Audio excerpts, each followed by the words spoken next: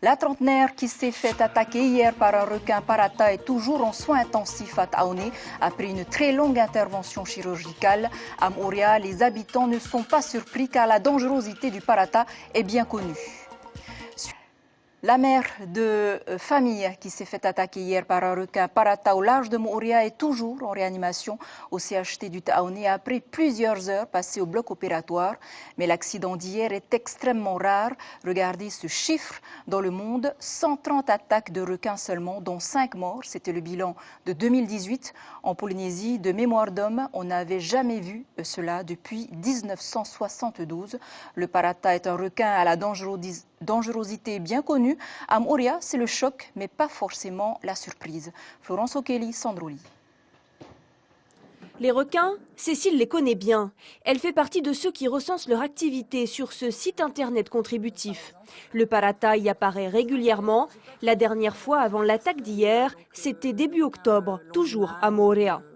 Il est à 2 mètres, c'est une moyenne de taille chez les paratas. Ils peuvent aller jusqu'à 3 mètres, mais c'est pour les plus grands individus. D'après ce que vous avez entendu de l'attaque d'hier, c'était un animal de quel... Non, j'ai pas eu d'informations sur la taille de l'individu. Je pense que les gens ils avaient autre chose à retenir de cet événement-là. Tout s'est joué en quelques minutes, au large, à 1 mille nautiques du récif de Tiahura. Et c'est sur le ponton le plus proche, celui de l'Intercontinental, que le bateau est venu accoster en urgence après l'attaque. Ils étaient sur place en train d'observer un groupe de globicéphales, les baleines pilotes, qu'on peut voir en cette saison. Et il a vu un parata, il a demandé à son groupe de se rassembler, ce que le groupe a fait. Mais il s'est avéré qu'à un moment, le parata a attaqué une personne. Ce qu'on sait, c'est que c'est des requins qui sont pélagiques, qui sont inquisiteurs, opportunistes aussi, et dont le comportement est très difficile à cerner. Ces requins-là, les pêcheurs de Moorea s'en méfient. Parmi eux, la réputation du parata n'est plus à faire. Enfin, non, je ne suis pas étonné, c'est normal, c'est le comportement. Comme on lâche, ils n'ont pas assez de nourriture, ils vont attaquer. Et toi, ça t'est déjà arrivé d'être attaqué par un parata? Juste mon bateau, oui, il est venu sur mon bateau, il nous a attaqué notre hélice plusieurs fois.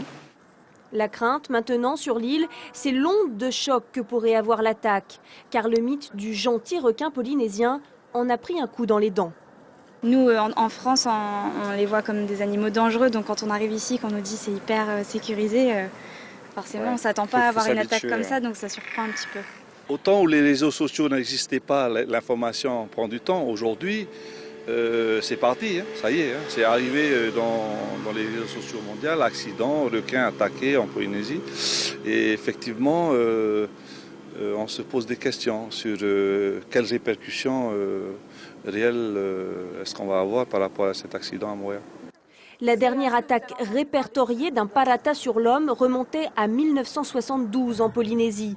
Elles sont beaucoup plus fréquentes dans la mer Rouge, où le requin longimane, son autre nom, attaque régulièrement des touristes. Voilà, et sur place, aucun prestataire touristique n'a souhaité nous répondre.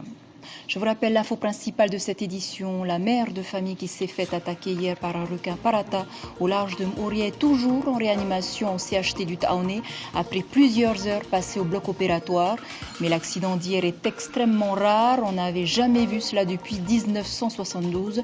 À Moorea, le parata est un requin à la dangerosité bien connue. En attendant, les prestataires craignent pour leur activité.